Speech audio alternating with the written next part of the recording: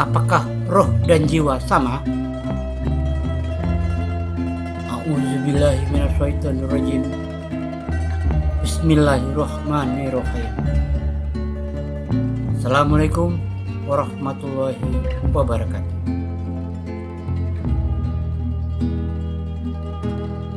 Menurut KBBI, Kamus Besar Bahasa Indonesia, kata jiwa memiliki arti roh manusia yang ada di tubuh dan menyebabkan seseorang hidup atau nyawa.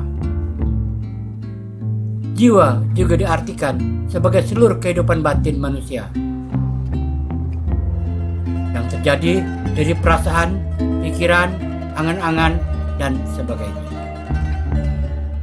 Jiwa atau jiwa berasal dari bahasa Sanskerta yang artinya benih kehidupan. Dalam berbagai agama dan filsafat, jiwa adalah bagian yang bukan jasmania, imaterial dari seseorang. Biasanya, jiwa dipercaya mencakup pikiran dan kepribadian dan sinonim dengan roh, akal, atau awak diri.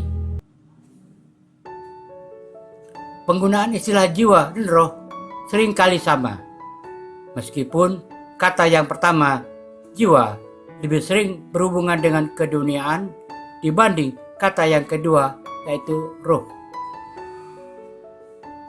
Jiwa dan fisik bisa juga digunakan secara sinonimus, meskipun fisik lebih berkonotasi fisik, sedangkan jiwa berhubungan dekat dengan metafisik dan agama. Jiwa manusia berbeda dengan jiwa makhluk lain seperti binatang, pohon, dan sebagainya. Jiwa manusia bagaikan alam semesta, atau alam semesta itu sendiri yang tersembunyi di dalam tubuh manusia dan terus bergerak dan berotasi. Jiwa hanyalah sebuah nyawa yang dikendalikan oleh roh. Jasad, jenazah, mayat, jasad, atau kadaver dalam istilah medis, literal dan legal, atau saat dimaksudkan dalam pembedahan adalah tubuh yang sudah tidak bernyawa. Roh dalam pandangan Islam. Para sufi mengartikan an-nafs sebagai sumber moral yang tercela, sedangkan ruh adalah sumber kehidupan dan sumber moral yang baik.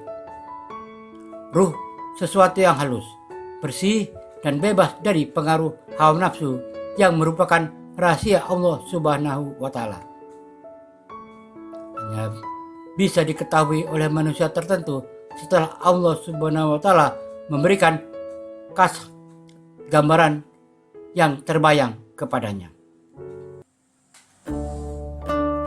Al-qalb atau kalbu diartikan sebagai wadah untuk makrifat, suatu alat untuk mengetahui hal-hal yang bersifat ilahiyah. Ini dimungkinkan jika hati telah bersih sebersih-bersihnya dari hawa nafsu melalui pola hidup yang zuhud, wara, dan zikir secara terus-menerus. Sedangkan al-aql atau akal diartikan sebagai alat untuk mengetahui ilmu yang diamati dari panca indera atau dari hal-hal yang zahir, lahir. Karena itu tingkatnya berada di bawah tingkatan al-qalb. Para cendekiawan muslim banyak memilih diam dalam mempelajari asal-usul ruh.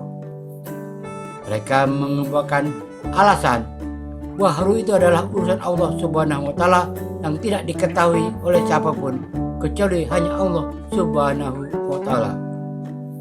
Bagaimana dalam surat 17 Al-Isra ayat 85. Surat 17 Al-Isra ayat 85 yang artinya, dan mereka bertanya kepadamu tentang ruh. Katakanlah, ruh itu termasuk urusan Rabbku, dan tidaklah kamu diberi pengetahuan melainkan sedikit. Apa pengetahuan ruh yang sedikit itu? 1. Manusia di alam roh. Bagaimana surah 7 Al-A'raf ayat 172 sampai 174 yang artinya,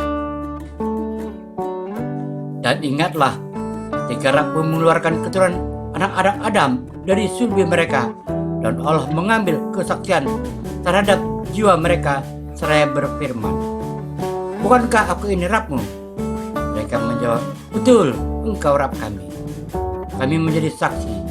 Kami lakukan yang demikian itu agar di hari kiamat kamu tidak mengatakan, sesungguhnya kami Bani Adam adalah orang-orang yang lengah terhadap ini keesaan Rabb.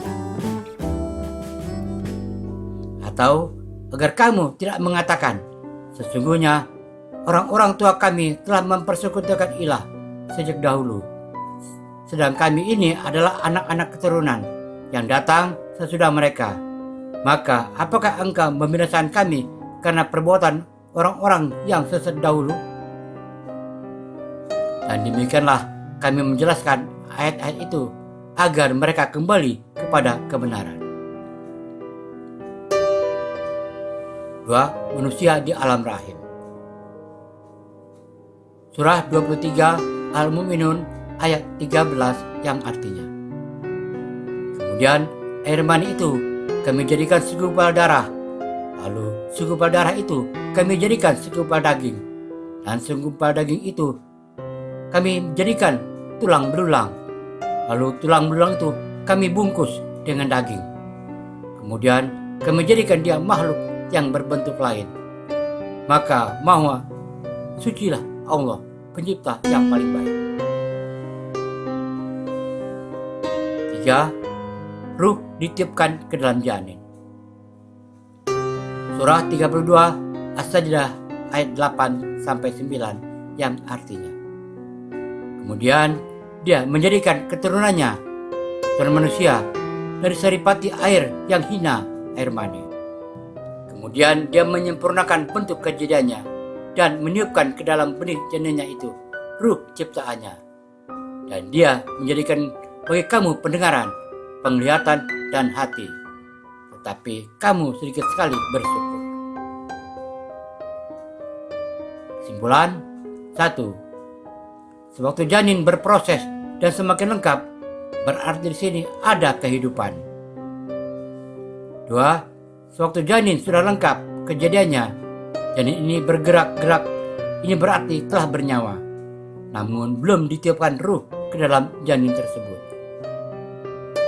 3. Dengan ditiupkan ruh pada janin tersebut, maka janin tersebut memiliki pendengaran, penglihatan, dan hati.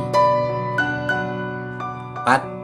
Nyawa sebagai alat penggerak terhadap jasad yang dikontrol oleh ruh. Demikian penjelasan tentang ruh dan nyawa sebagai perbedaan. Semoga bermanfaat. Wallahu a'lam. Assalamualaikum warahmatullahi wabarakatuh.